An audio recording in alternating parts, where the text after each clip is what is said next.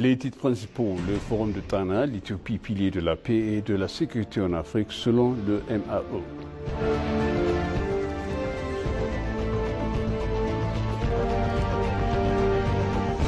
Adam Farah a réaffirmé l'engagement du parti à défendre l'intérêt national de l'Éthiopie.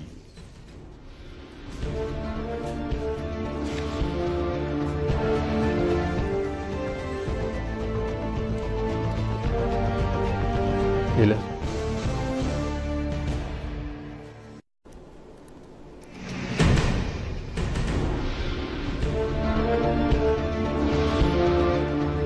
Bienvenue chers téléspectateurs sur BCC, moi Zalal Amourkana avec le journal. Le ministère des Affaires étrangères a souligné que la 11e édition du Forum de Tana constitue une occasion unique de réaffirmer la contribution exceptionnelle de l'Éthiopie à la paix et la sécurité sur le continent africain.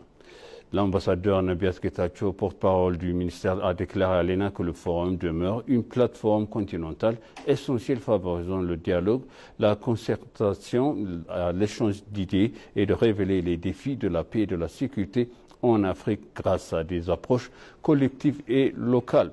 L'événement rassemble un panel de haut niveau, incluant le ministre des Affaires étrangères Gédéon Timotheus, l'administrateur en chef de l'État régional d'Amara, Araga Kabeda, ainsi que de nombreux responsables africains, régionaux et internationaux, décideurs politiques et universitaires engagés dans le programme de la paix et la sécurité du continent.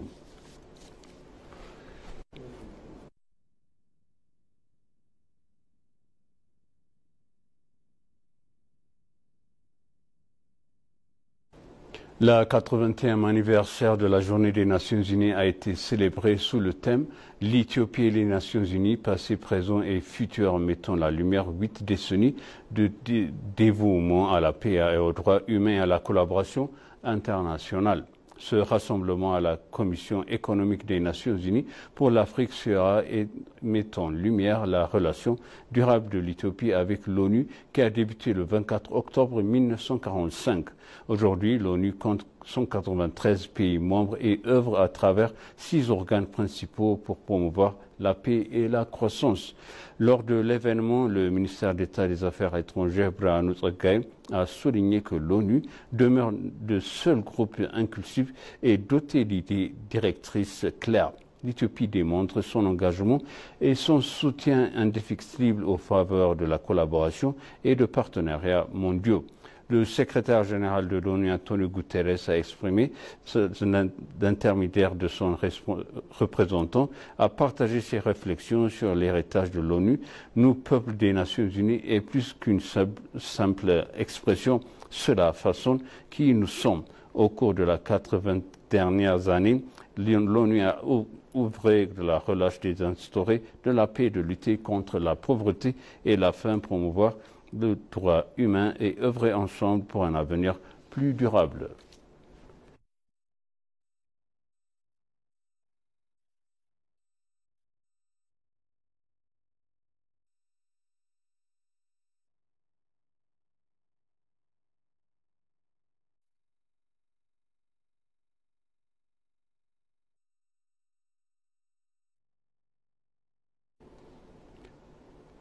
Ethiopian Mineral Corporation et Sunbird Bioenergy ont signé un protocole d'accord visant à développer la capacité de production d'énergie renouvelable et de biocarburants du pays conformément à son programme de transformation économique verte.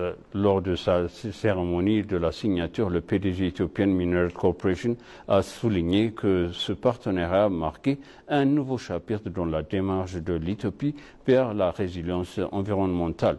Ferme de plus de 80 ans d'expérience institutionnelle, le PDG a souligné que le EMC demeure un pilier du développement de ressources naturelles de l'Éthiopie, garantissant que le pays et sa population bénéficient pleinement de vastes ressources minérales, pétrolières et biocarburants du pays. Le PDG a remercié Sunbird Bioenergy Africa pour sa confiance et a appelé les principales institutions gouvernementales, notamment l'Ethiopian Investment Holding, le ministère de l'Eau et de l'Énergie et le ministère de l'Agriculture, à poursuivre leur soutien à la mise en œuvre complète du projet. Cet accord intervient à un moment crucial alors que l'Éthiopie met en œuvre sa stratégie nationale visant à exploiter ses ressources naturelles de manière responsable et à opérer sa transition vers une économie sobre en carbone, a-t-il déclaré.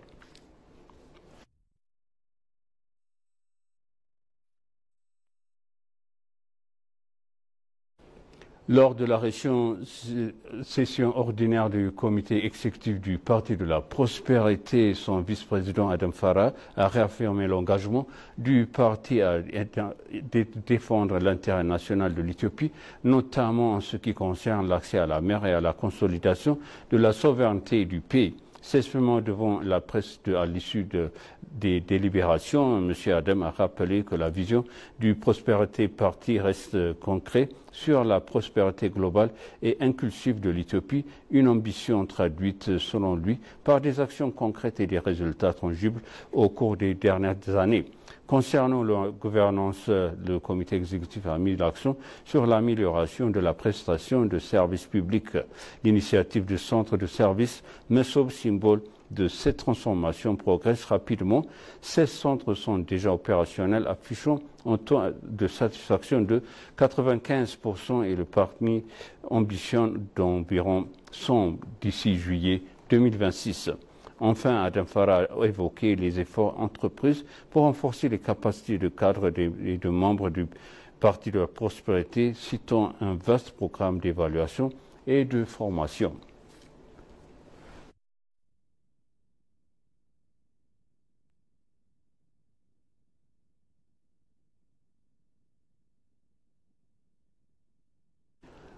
Un programme intitulé « Voyager vers la maison » sera organisé pour promouvoir l'Éthiopie, mettre en valeur des diverses ressources et de renforcer la fierté nationale, a déclaré le ministère de l'État de Tourisme, Dr Abebe. Il a également été annoncé que le programme se déroulerait du 14 au 21 octobre 2018. Le ministre d'État du Tourisme, Dr Abebe, a donné une conférence de presse aux médias concernant le programme touristique national. Le commissaire de tourisme d'Addis Abeba, Hunde Kabeda, a indiqué que des dispositions avaient été prises pour accompagner l'Éthiopie d'origine éthiopienne vers certaines attractions touristiques de la capitale. Ils ont également assuré qu'ils veilleraient à ce que leur séjour soit agréable.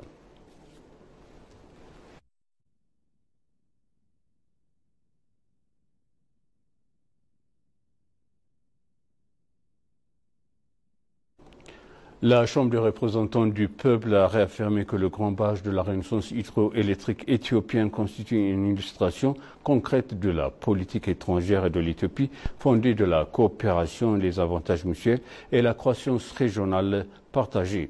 Le vice-président de la HPR, Lomi Bedo, a déclaré à l'ENA que le grand barrage de la Renaissance hydroélectrique éthiopien représente bien que plus qu'un projet national destiné à sortir l'Éthiopie de l'obscurité grâce à la production d'électricité.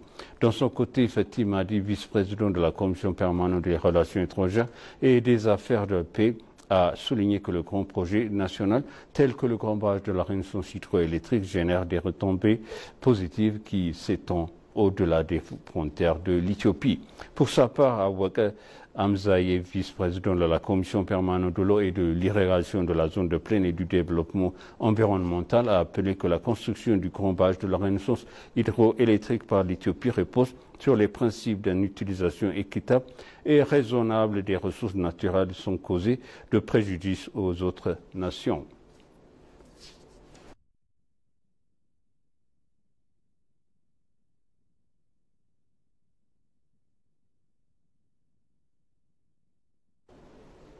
Et pour conclure, le journal L'Aventure de l'Éthiopie numérique a ouvert des perspectives pour la santé, l'agriculture, le tourisme et d'autres secteurs manufacturiers, a déclaré Solomon Getachew, directeur général de l'autorité éthiopienne de technologie.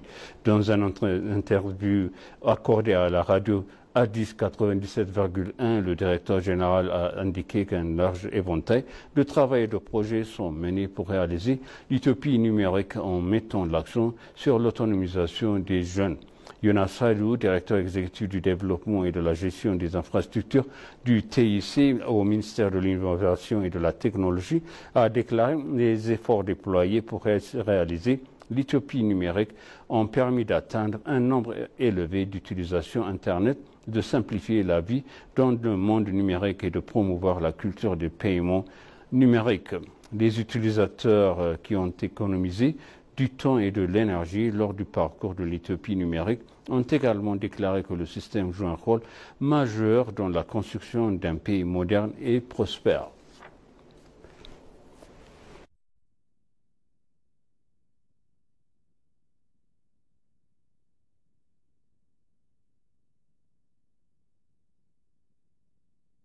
Et maintenant, je répète les titres principaux. Le forum de Tana, l'Éthiopie, pilier de la paix et de la sécurité en Afrique, selon le MAE.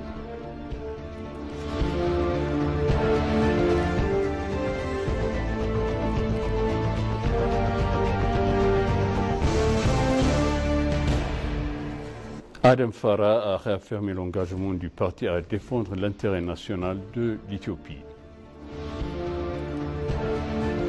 Chers téléspectateurs, ainsi s'achève le journal. C'était moi, Zalal Mourkan, avec vous. Il vous souhaite une bonne suite de programme et bon week-end.